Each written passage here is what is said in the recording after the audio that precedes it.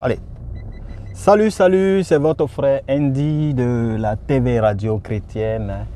Là maintenant, je sors un peu pour aller faire quelques courses et puis bon là, je reviens un peu là. Mais en attendant, nous allons parler un peu. On va parler juste un peu de beaucoup de choses avec vous, surtout du vivre ensemble. Voilà, du vivre ensemble qui est biblique. Se retrouve dans le livre de Psaume chapitre 133.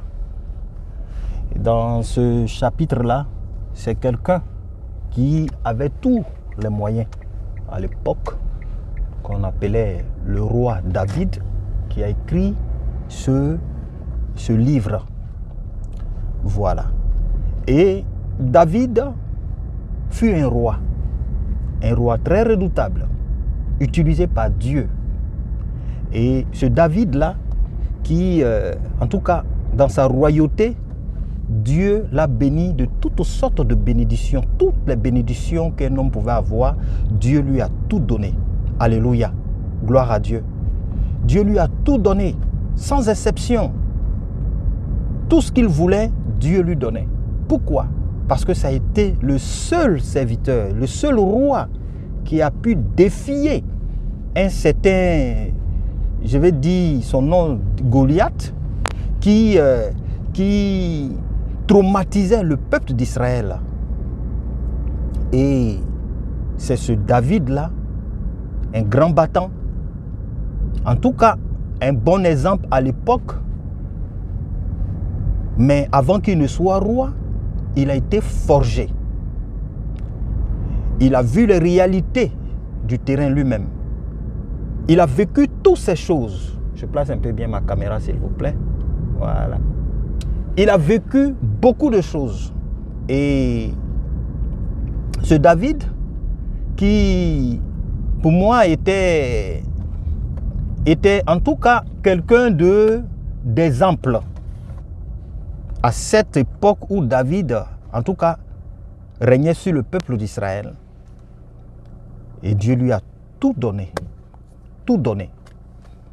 Il lui a donné beaucoup de bonnes choses jusqu'à ce que lui-même il creuse sa propre tombe.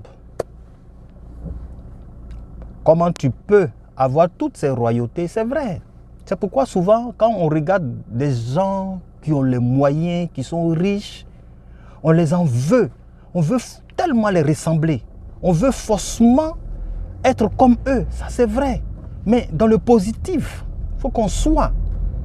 Ils peuvent être une ressemblance, mais que cela soit positif. Cela ne joue pas un peu sur notre, je vais dire, sur notre attitude vers Dieu. Mais le cas de David est différent de ce que je suis en train de dire. Parce que David a été choisi. Je vous le dis. Et je vous le dis en vérité, David a été choisi par Dieu. Où Dieu a enlevé David et il a mis à cette royauté-là, David a passé un temps de souffrance jusqu'à ce que le peuple d'Israël soit agressé par les Philistins. Alléluia. Et David est resté dans cette marge de loyauté. Et il allait se présenter en face de ce Philistin-là pour lui dire, toi aujourd'hui, au nom de l'Éternel Dieu des armées, moi je vais couper ta tête. Je vais te détruire. Alléluia. Je vais te détruire. Et c'est comme ça que David a pu vaincre le Goliath. Avec un petit caillou seulement, hein. Il a vaincu le Goliath. Il a fait tomber. Il a fait tomber le Goliath et le Goliath KO. Mais pour revenir à notre texte de Psaume 133, qui est un psaume qui parle jusqu'aujourd'hui, qui parle dans des pays qui parle dans des familles, qui parle entre frères et sœurs. Et je lis très rapidement ce chapitre-là. Il est bon et agréable pour des frères de demeurer ensemble. Agréable. Le roi David qui dit, qui a écrit dans le livre des Psaumes 133. Mais aujourd'hui, se demeurer ensemble là n'est plus d'actualité. Avant, on mangeait ensemble. Avant, on faisait tout ensemble. Alléluia. Avant, je me souviens très bien à l'époque, quand il y avait des fêtes, ou quand on se retrouvait entre familles, on se changeait les nourritures. Le 1er janvier, le 24 comme ça, mon papa, par exemple, je prends l'exemple, tout près n'est pas loin, mon père achetait ou payait la viande de porc, il préparait et il partageait la nourriture à ses voisins. Voilà le vivre ensemble. On mangeait, on rigolait, on buvait dans la tranquillité. Il n'y avait pas de soucis, il n'y avait pas de problème avec l'autre. Mais aujourd'hui, les choses ont changé. Les gens vivent aujourd'hui dans la peur. Les gens vivent aujourd'hui dans l'inquiétude. Les gens vivent aujourd'hui dans les difficultés. Les gens sont traumatisés à cause du monde actuel, à cause des difficultés actuelles. Les gens ne se parlent plus, les gens ne se communiquent plus. À peine même tu dis bonjour à quelqu'un, tu as eu tous les problèmes du monde entier. Pourquoi tu m'as salué? Alléluia. Nous vivons dans un monde qui va à la croisée des chemins. Un monde difficile aujourd'hui. Un monde pernicieux. Un monde où rien ne va. Ça doit nous interpeller en tant que chrétiens que nous sommes.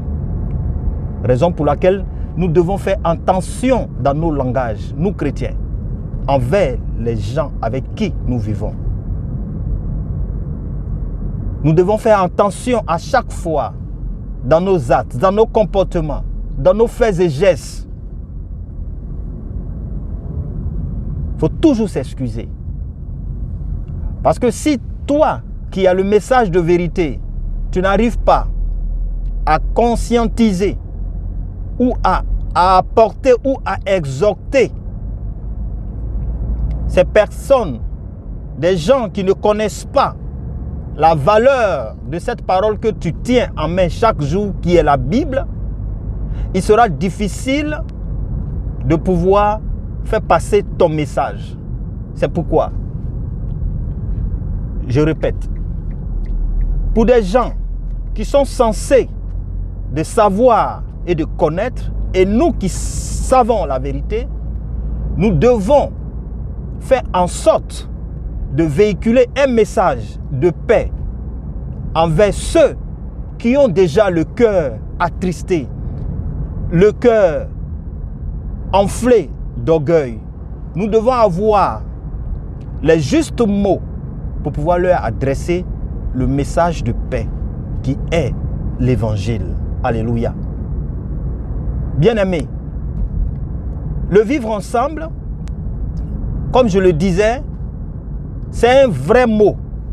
Un mot qui a eu opportunité.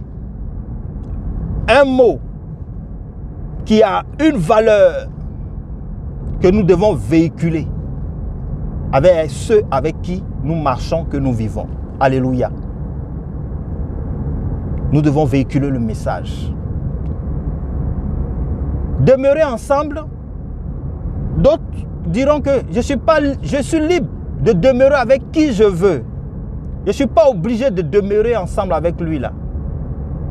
Mais ça rime à quoi ce que tu es en train d'expliquer ou de dire là, qu'est-ce que ça veut dire? Tu ne veux pas demeurer avec lui, tu ne veux pas marcher avec lui, tu ne veux pas être en ami ou en amitié avec la personne. Bon, ce n'est pas grave.